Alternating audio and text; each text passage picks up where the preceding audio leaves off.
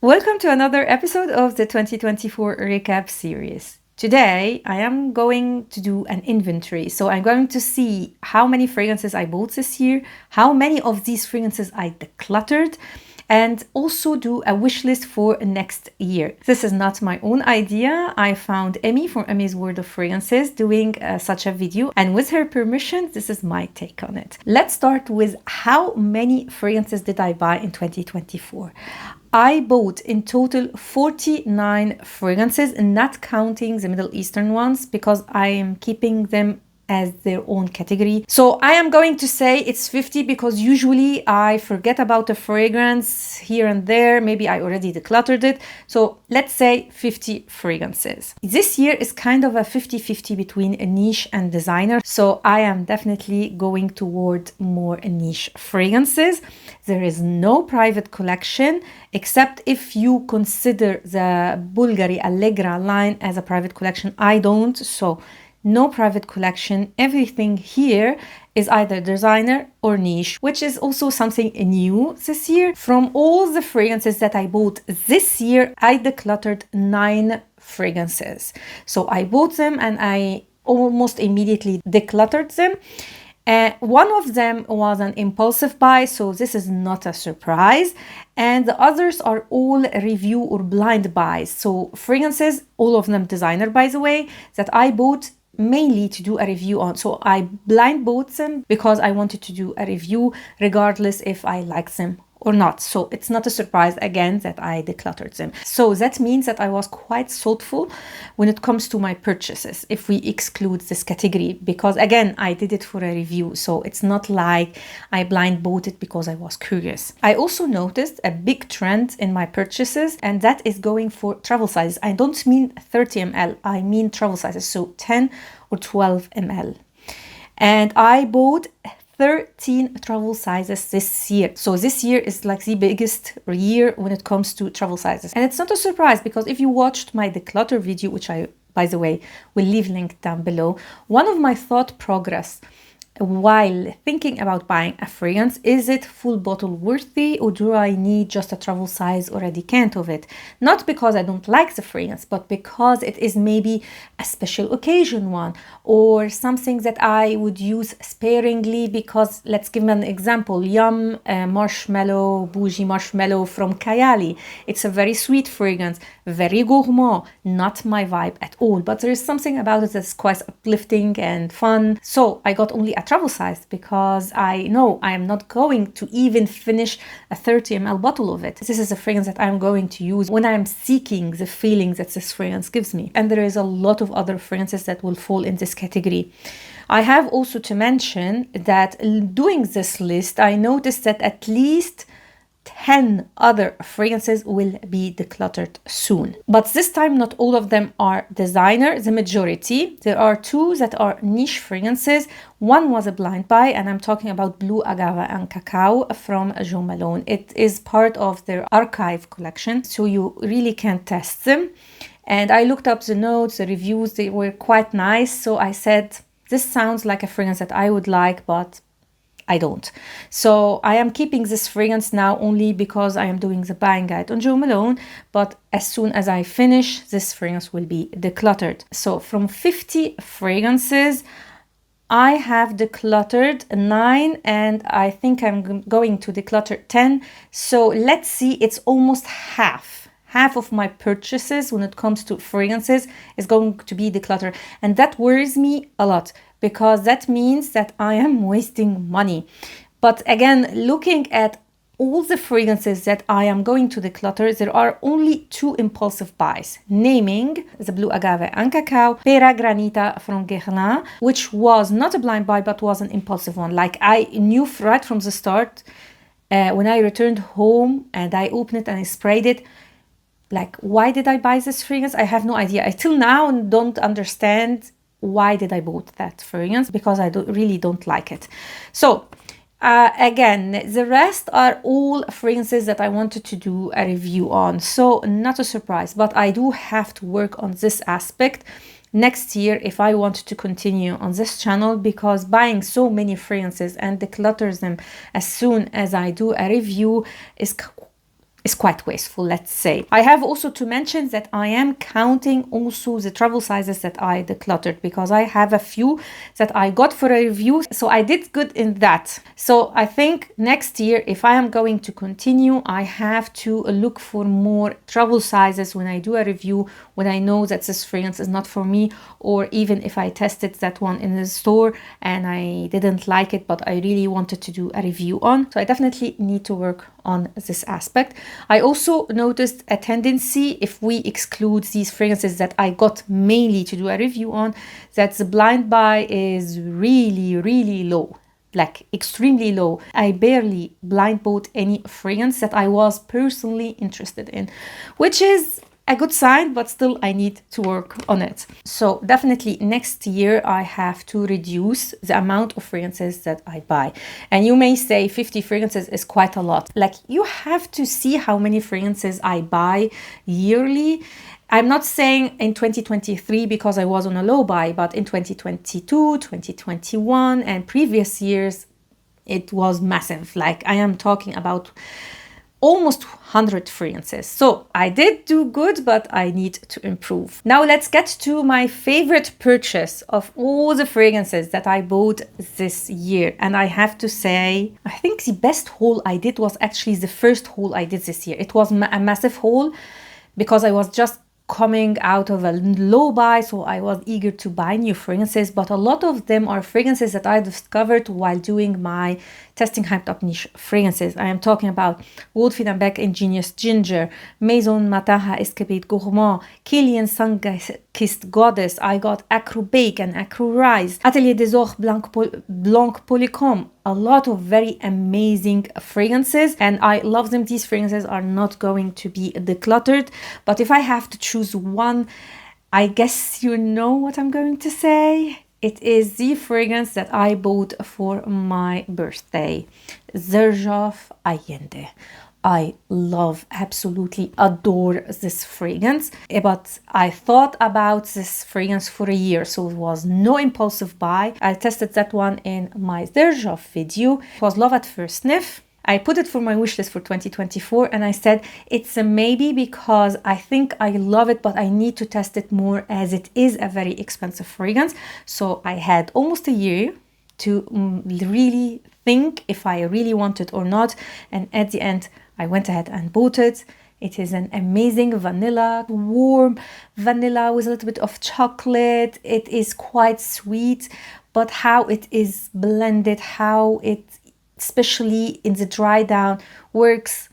It's like a hug. It's amazing winter vanilla fragrance. For me, I absolutely adore it. In second place, I will go with Gianni from Sora Dora. I just shared with you this fragrance in my Christmas haul. If you didn't catch that video, I will leave it linked down below.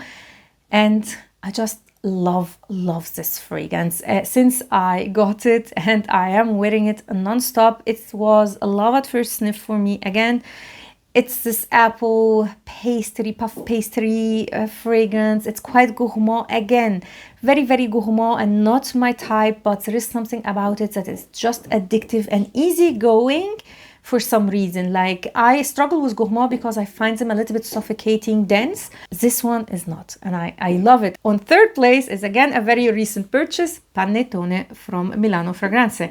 Again, was on my wish list for quite a while. I thought really hard about that fragrance before buying it, and at the end I knew that I love this fragrance enough to get a full bottle. Again, a very gourmand experience. You have this panettone vibe, this buttery smooth vanilla with candied oranges, and it is buckwheat note. A gorgeous fragrance, especially to wear for Christmas. These were the top three, and there are a lot. Like, there are so many that I absolutely love. Sun-Kissed Goddess from Kilian, Ingenious Ginger from Goldfield & Banks, Blanc Polychrome from Atelier des Ors, Idol, the Eau de Toilette. Like, there are a lot.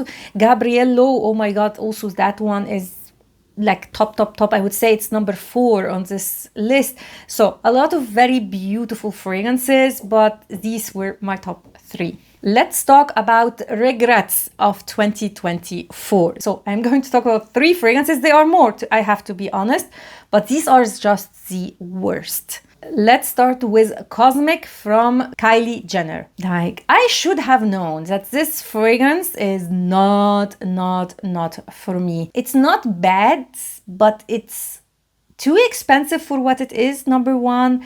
Not what I would expect from Kylie Jenner, to be honest, as like aesthetic. Was one of the worst purchases, was a blind buy actually, because I couldn't get it at that time, and a very unsuccessful one, let's say. Then I will go with a L'Interdit Absolute. This was shocking for me. L'Interdit is one of my favorite lines, and at what point I had all the fragrances from L'Interdit, like all the versions, and I have to be honest that I decluttered them all. I kept only travel sizes of them. So I enjoy L'Interdit line, but I don't need like a full bottle of them.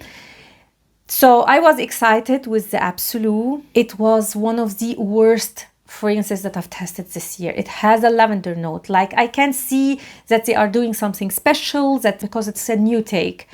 But like, the smell was not okay at all. The lavender note added to this fragrance just ruined everything. And this is why this is one of the biggest regrets when it comes to my purchases. But the title of the biggest regret ever this year will go, I know some of you will be shocked, Burberry Goddess Intense. I got a lot of comments saying that you absolutely loved the Burberry Goddess Intense. And it seems to be quite a polarizing sense. So it's either you love it or you hate it. There is no between. I hate it. I just hate it. This fragrance, it was one of the quickest declutters ever done. Like, I almost immediately sold this fragrance. I can't. It was just off-putting for me. There is this patchouli earthiness that is mixed with the DNA of Burberry Goddess, which is one of my favorite vanilla fragrances. So I had high hopes for this fragrance, since the original one was a little bit lacking when it comes to performance. This did not deliver in any way, shape or form, and it's definitely the biggest regret in 2024. So this was my inventory of 2024. Let's get to my wish list. And as usual, let's first start with my wish list for 2023 and see what fragrances did I get. Last year's wish list had 8 fragrances in it, and from them I got 3. I got Acro Rise, Panettone, and Xerjoff Allende. And looking at the rest, I have to say some are still on my wish list, some are not. I wanted a travel size of both Kilian's Angel Share and Back to Black. And it's still on my wish list because I love these 2 fragrances, but I don't need a full bottle of them. Then I had on my wish list Anui Nomad Sugar Leather. I still love this fragrance, but it's not anymore in my wish list because this scent profile for me is more than enough having the decants that I have. So this one is not going to be added to my next year wish list. I had Xerjoff Lyra as a maybe. It's still a maybe, but a very weak one. So maybe it's not the case to add this fragrance. Then I had a Lancôme Lavande Trianon.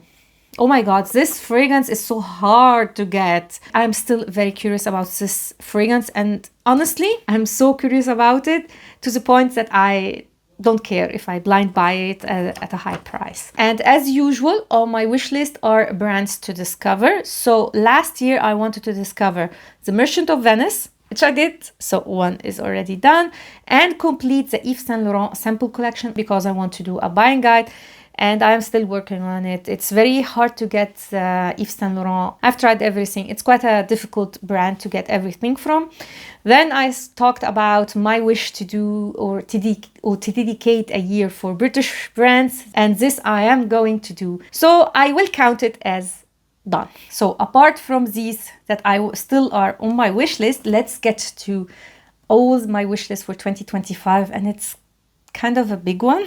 I'm embarrassed because it should be smaller since I am thinking more about what fragrances I want to add to my collection. So we have, of course, number one, I think you have guessed it, Infiniment Coty Encore Enfant. Oh my God, is this a gorgeous vanilla? Do I need it? Like, is it something that is lacking in my fragrance collection? Absolutely not, because it has a lot of similarities with Spiritus Double Vanille from Guerlain, which I own, but it is so good to the point that I just want it. I don't care. I don't care if it's redundant or not. I want this fragrance because it is like the best release, if you didn't catch the video, of 2024, so you have a spoiler, and also the best discovery of 2024. So this fragrance is just 10 out of 10. If I can give it even more, it deserves it. Let's get to the second one on my wish list, Ormond J. Levant. I love this fragrance. Again, like the previous one, love at first sniff. It's feminine, it's delicate, it is what I love about perfumes. It is the fragrance that introduced me to Ormond Jane, and I am very grateful also for that, because this is an amazing brand. The best discovery of the year. Again, so another spoiler. Then I have also on my wish list M. Micallef en féminin. And to be completely honest, I don't know if I need both of them. But if I have to choose, Levant will definitely win. Next we have from private label Vanille et Cognac. Oh, if you love fragrances like Wajan, you will love this one, and it is quite affordable for a niche brand. No one talks about this fragrance. I discovered it by pure chance in my testing hyped up niche fragrances, and it is so beautiful. I can't stop thinking also about this one. I have on my wish list also Sora Dora Gianni, which is already here. So this is one of the quickest buys. So I didn't think a lot like with Allende and Panettone. This was quite quick. I have on my wish list a travel size of Atelier des Ors Kawa Karda. I already have a review on this new release. You will find it in the description down below. And I absolutely love this coffee, this spicy coffee take on it. And it is between this one and Acro Awake. I can't still decide which one I want to add. Both are beautiful. It's just a question which fragrance is more suitable for me and I would wear more. So it is between these two fragrances. Then I have also on my wish list a fragrance that I've tested only once. So I will try my best to test it again because I can't find it. And it's from Trussardi Le Vie di Milano collection, so the private collection from Trussardi, the Courtyards of Castello Sforzesco. I tried this fragrance in the airport and I was wowed by it. So maybe coming days when I travel, I need to revisit that fragrance and see if I really like it. So, and then I'm going to decide if it's will be finally added or not. For now, it's a maybe. Then another maybe, because I want to test more of this fragrance, is Cuir Beluga from Guerlain. I tested this one twice. 1 year ago, and I didn't like it. It was at the beginning of my fragrance journey. Then I've tested it maybe 6-7 months ago, and I loved it. So I need to revisit this one again to know if it is something that I want to add or not. I also have on my wish list this year a full bottle of Guerlain Bergamot Calabria, but it is at the last place because I don't know if I need it or not. I love it. I have a travel size of it. It will depend also if it is discontinued or not, because it seems to be, because it's getting low on stock. So it seems like a fragrance that is going to be discontinued, and it will be a shame if they do, because it's one of the best bergamot fragrances and I love bergamot. And last fragrance that I want to add, but I'm still not sure because it is an extrait version of a fragrance that I already have, and it is La Danza delle Libellule, the extrait version. I definitely prefer the extrait, but I have the original one. Do I need two? I don't know. So this is again a maybe, but I want it, like, I don't know. So I need to be a little bit more rational. I think hard if I really want to add it or not. Brands that I want to discover. I have tested quite a bit of Moresque because it was one of the brands that I wanted to do like a video on for my Italian brand series. Unfortunately, by the time that I got to buy, like I had the intention to go through with it, Jouvois doesn't carry any more Moresque. I am stuck with some fragrances that I already have, and I am interested in the brand. Like I want to test more of it, and I love the bottles, I love the aesthetic of the brand and everything. So it seems like a brand that I will love, but I'm not sure, so I need to test more of. So this is a brand that I want to discover. I want also to do a buying guide on Guerlain private collection, because I have no idea why I ignored this line, although I am a fan of private collections. I don't know, maybe I was in the beginning of my fragrance journey, my taste was different. I've tested some and I was like, for that price tag, why should I pay so much money for such fragrances? That was my idea. Now, since I have Spiritus Double Vanille and I've tested more of the private collection from Guerlain, I want to do a buying guide, like test all the fragrances. And I am working on it. I have already quite a lot. And since I am dedicating next year for British brands, there are definitely more brands, but they are all British brands. So I will test them sooner or later next year. Talking about Tamine, Manjane, I already tested because I already filmed the first impression and it went so well, by the way. Spoiler alert. So I'm not adding them to my wish list since I already have the discovery set. Like it's useless, but I wanted to mention my intention. Usually I also talk about a specific note that I wanted to have more of, or to see fragrances that have the same note composition. And I think for next year, my go-to, like the notes that I'm going to discover more of, will be orange blossom. I am really warming up to this note shockingly, because it has been one of my least favorite notes for such a long time. But I think I am now ready to discover more of orange blossom fragrances and maybe fall in love with the note. Who knows? And this was my wish list when it comes to fragrances. Now let's get to makeup and life habits. Makeup wise, I've noticed that my lists get smaller and smaller and smaller with time, and it's not because I hate makeup, it's because there are so many products, and falling for the hype more than once, you learn something. So I am now very cautious, and I'm enjoying what I already have. So for makeup products that I wanted for 2024, it was the NARS Cream Bronzer in Laguna. I don't think so. I have it in the powder and I don't like the color. I'm wearing it today, by the way. It's a little bit too red for me. Then I have the LYS bronzer. It's so difficult to get here. I can't find it anywhere. So I am still looking for it. It is on my wish list. I had also the contour stick from Makeup by Marius. This one I already have and I absolutely love. And I had also the Bobbi Brown Vitamin Enriched Cream. Didn't get that one. I had Natasha Denona concealer. I mentioned this one already in another episode. I just can't work with this concealer. It just doesn't look flattering on me. It disappears. Like, I have really bad experience with this concealer. Although at the beginning when you apply it, it is beautiful. But then after an hour, I don't know what happens. Tell me in the comments down below if you have a similar experience. I had also on my wish list, I need a nude palette from Natasha Denona. I didn't get it. And it's so funny because I said in my video that most probably I will get it this year, because although I don't need any new palette, it is so beautiful that I will fall to the temptation. I didn't. But it's still on my wish list. Let's see for next year.